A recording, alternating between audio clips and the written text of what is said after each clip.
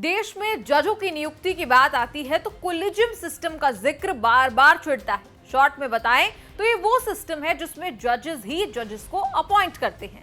सरकार को भी इसीलिए ये कोलिजियम सिस्टम कुछ खास पसंद नहीं है। चलिए आपको भी कोलिजियम सिस्टम की आज ABCD बता देते हैं, फिर आप तय कर लीजिएगा कि आपको ये सिस्टम कैसा लगता है।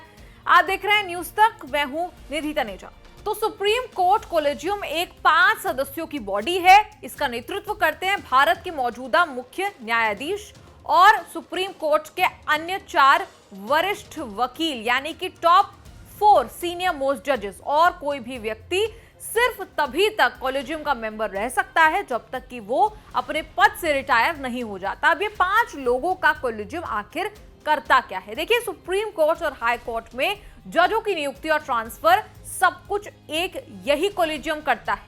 तो सुप्रीम कोर्ट कोलिजियम एक 5 सदस्यों की बॉडी है। इसका नेतृत्व करते हैं भारत के मौजूदा मुख्य न्यायाधीश और सुप्रीम कोर्ट के 4 अन्य वरिष्ठ यानी सीनियर न्यायाधीश। और कोई भी व्यक्ति सिर्फ तभी तक कोलिजियम का मेंबर रह सकता है जब तक कि वो अपने पद से रिटायर नहीं हो जाता। अभी 5 लोगों का कोलिजियम आखिर करता क्या है? देखिए, सुप्रीम कोर्ट और हाई कोर्ट में जजों की नियुक्ति और ट्रांसफर सब कुछ यही कोलिजियम करता है, यानी यही 5 वरिष्ठ लोग करते हैं। अब इन नियुक्तियों की प्रक्रिया क्या है? देखिए, जो भी नाम ये कोलिजियम डिसाइड करता है, उन सभी नामों की सिफारिश केंद्र सरकार को भेजता है। इसी तरह केंद्र भी अपने कुछ प्रस्तावित नाम कोलिजियम को भेजता है। केंद्र के पास जो भी नाम आते हैं उनकी जांच कराई जाती है, छानबीन होती है और फिर रिपोर्ट कोलिजियम को भेजी जाती है, जिसमें केंद्र ये भी बताता है कि किसी नाम पर उसे आपत्ति तो नहीं, यानी जिसके नाम पर ऑब्जेक्शन है उसका नाम भी कोलिजियम को भेजा जाता है। साथ ही साथ सरकार इसमें अपनी तरफ से भी कुछ नामों के सजेशन देती है। फिर कोलिजियम केंद्र के बताए गए नए नामों पर विचार करता है, उन नामों पर विचार करता है जिस पर केंद्र को आपत्ति है, और फिर फाइल दोबारा केंद्र के पास भेजी जाती है।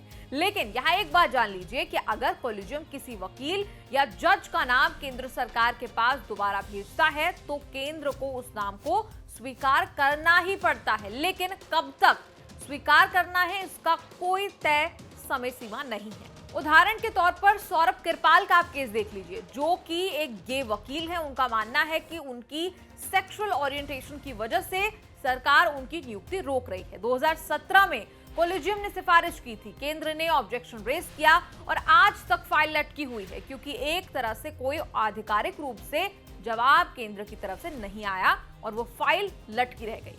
यहाँ एक बात और जान लीजिए, कोलिजियम सिस्टम ना संविधान की देन है और ना ही ये संसद की देन है।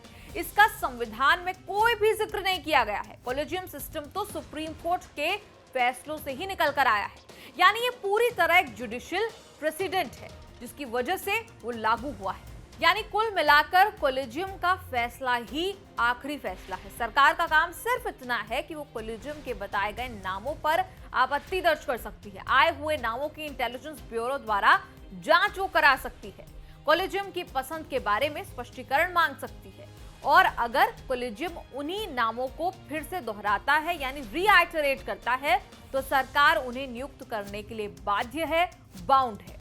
अब इस कोलिजियम सिस्टम को कोई पसंद करता है तो कोई पसंद नहीं करता, सरकार भी इसे पसंद नहीं करती। यही कारण है कि कानून मंत्री किरण रिजिजू ने कहा कि भारत के संविधान के लिए कोलिजियम सिस्टम एलियन की तरह है। उन्होंने कहा कि इस सिस्टम में खामियां हैं, दिक्कतें हैं, पारदर्शिता नहीं है, कोई जवाबदेही नहीं है। कोलिजियम सिस्टम का विरोध करने वाले तो ये भी कहते हैं कि संविधान की व्यवस्थाओं के खिलाफ है, क्योंकि जजों की नियुक्ति जजों का नहीं, सरकार का काम है।